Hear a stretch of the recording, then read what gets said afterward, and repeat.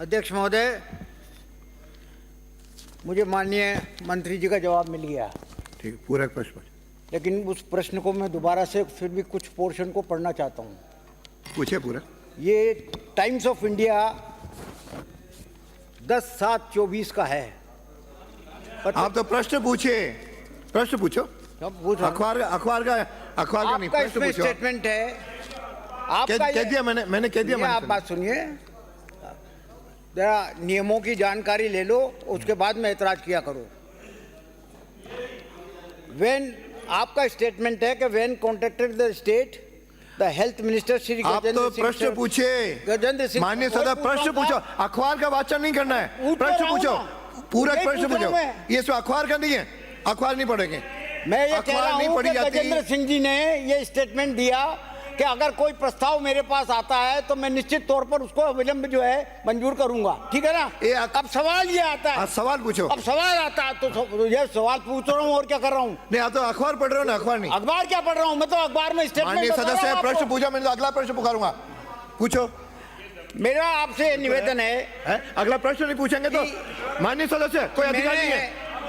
ये तो आपने मान लिया, अधिकार है। प्रश्न में आपने मान लिया कि 6/7/23 को जब हमारी सरकार थी, आपका प्रश्न आया तो बोलिए। साइकोलॉजिकल काउंसलिंग सेंटर की स्थापना और 3 पद क्लिनिकल साइकोलॉजिस्ट और 6 पद काउंसलर के सृजित करने की स्वीकृति जारी कर दी थी।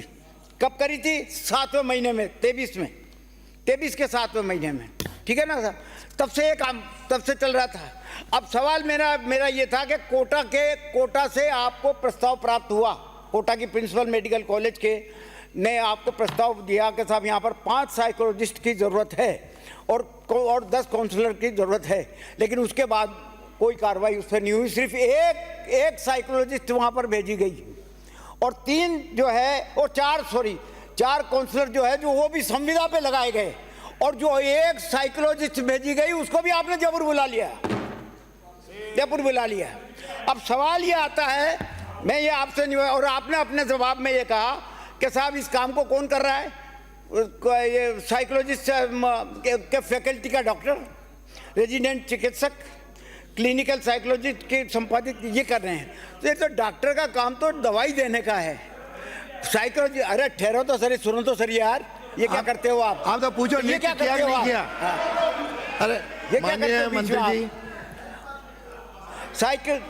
मेरा निवेदन यह है कि साइकोलॉजिस्ट तो थेरेपी देता है, जांच करता है, डायग्नोसिस करता है और वो बताता है कि कौन सी दवाई कितने समय के लिए दी जानी चाहिए, और डॉक्टर दवाई देता है उसकी राय पर। तो डॉक्टर के पास ही अगर सीधा मरीज चले गया तो साइकोलॉजिस्ट की जरूरत ही क्या नहीं फिर।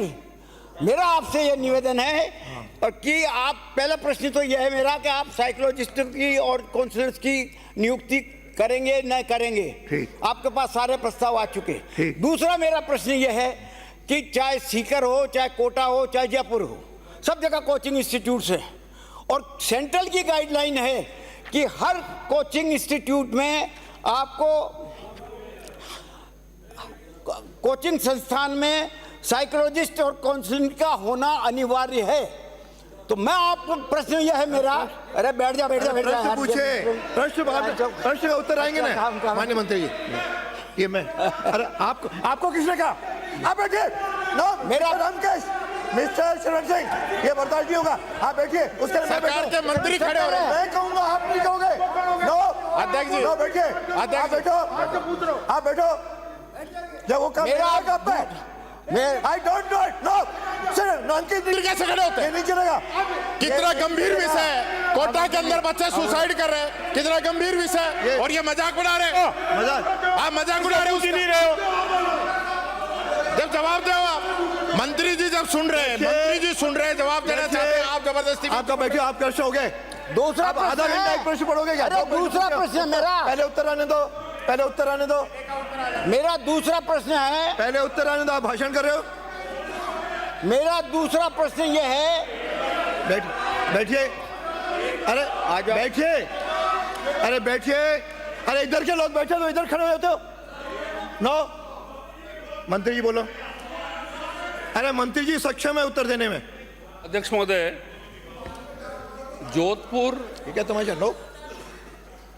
जयपुर और कोटा के अंदर साइकोलॉजिकल काउंसलिंग सेंटर्स खोले गए।